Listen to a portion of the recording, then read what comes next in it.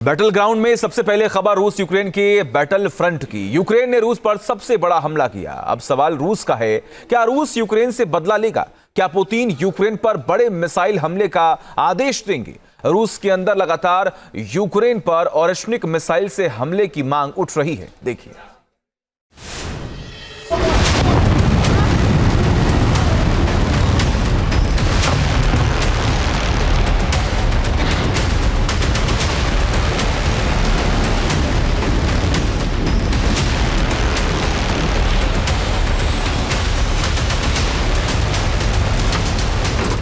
रूस यूक्रेन जंग में ये नया मोड़ है। रूस को यूक्रेन की ये सीधी चुनौती है।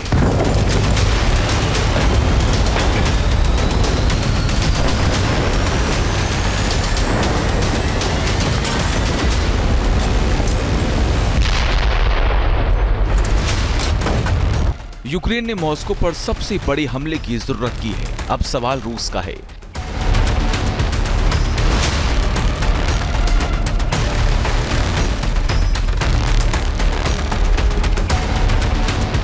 क्या यूक्रेन से पुतिन लेंगे सबसे बड़ा बदला?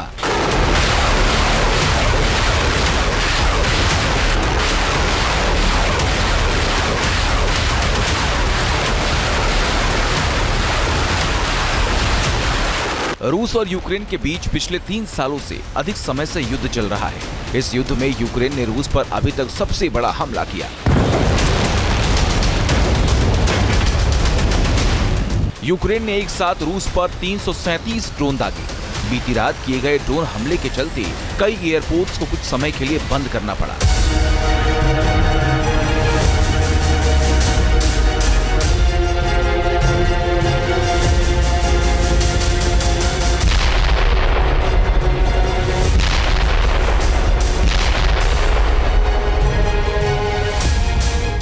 इस हमले में कई इमारतों को भी नुकसान पहुंचा है। हालांकि रूस ने बड़ी तादाद में ड्रोन्स को मार गिराने का भी दावा किया। रूस का कहना है कि उसने 91 ड्रोन मॉस्को के इलाके में मार गिराए। बड़ा मुद्दा रूस के बड़े एक्शन का है। क्या रूस पर ओरेशनिक मिसाइल से हमला करेगा रूस?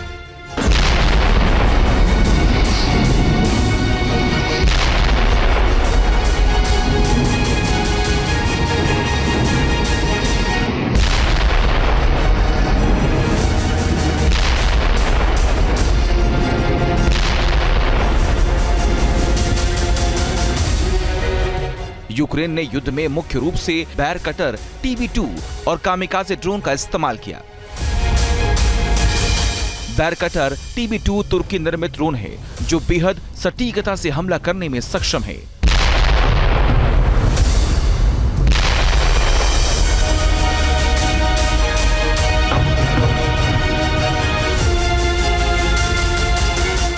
अब तक यूक्रेन रूस के अंदर तक मारने में परहेज करता था, लेकिन अब उसने सबसे बड़े हमले को अंजाम दिया है।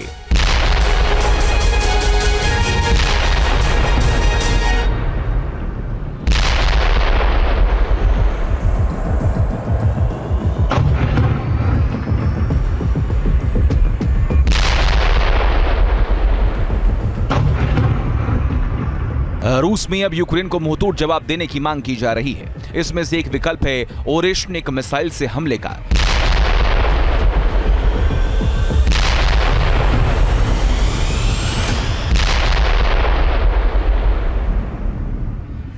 रूस के संसदीय रक्षा कमेटी के प्रमुख आंद्रे काटापलोव ने इसकी मांग की है।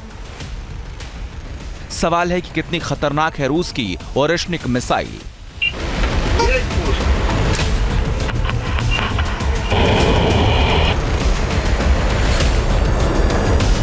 इस मिसाइल के ताबड़तोड़ हमले से यूक्रेन में कितनी तबाही होगी? एक्सपर्ट्स का कहना है कि ओरेशनिक मिसाइल एक सटीक हथियार है। इसमें न्यूक्लियर वॉरहेड तो नहीं है, लेकिन इसके वॉरहेड की शक्ति इतनी ज्यादा है कि यह किसी भी मजबूत सुरक्षा को तोड़ सकता है।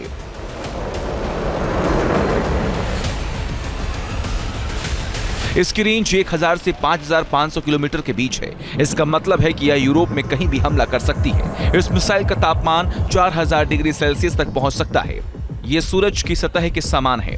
यह मिसाइल बहुत तेज गति से उड़ती है, जिससे इसे रोक पाना असंभव हो जाता है। और एशनिक की स्पीड लगभग मैक 10 है, यानी यह 2.5 से 3 किलोमीटर प्रति सेकंड की रफ्तार से उड़ सकती है।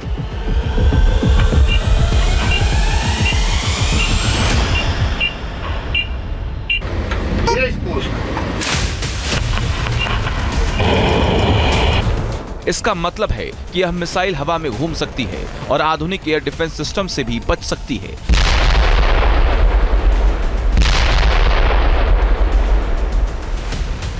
रूस की जो ऑर्शनिक मिसाइल है वो एक गेम चेंजर है, यानी कि इससे काफ़ी चीज़ें पलट जाएंगी, मतलब काफ़ी चीज़ें तब्दीली फर्क पड़ेगा। इसकी जो स्पीड है वो 10 मैक को एक्सीड करती है, यानी कि 1200-300 किलोमीटर, यानी कि 7610 माइल्स पर आवर की विस्तार से ये फायर होता है। अब इसको मतलब highly advanced intermediate range ballistic missile है ये।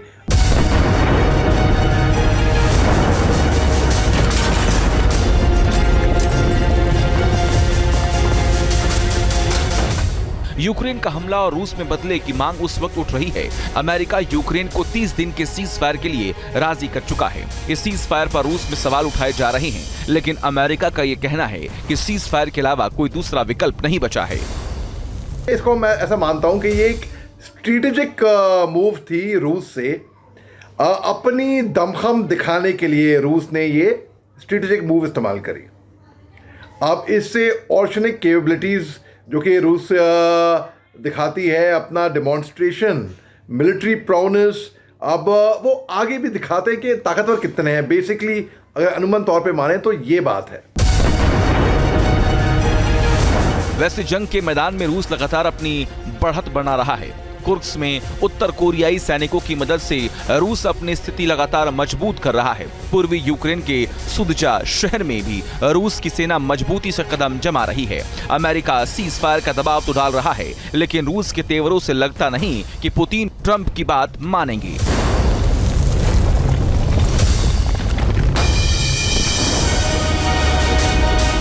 Team news nation.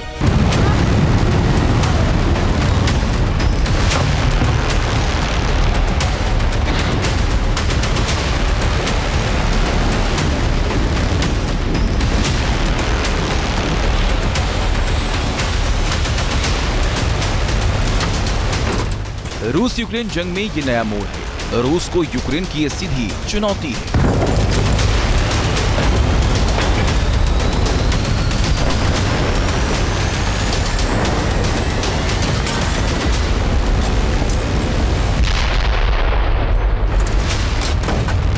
यूक्रेन ने मॉस्को पर सबसे बड़े हमले की जरूरत की है। अब सवाल रूस का है।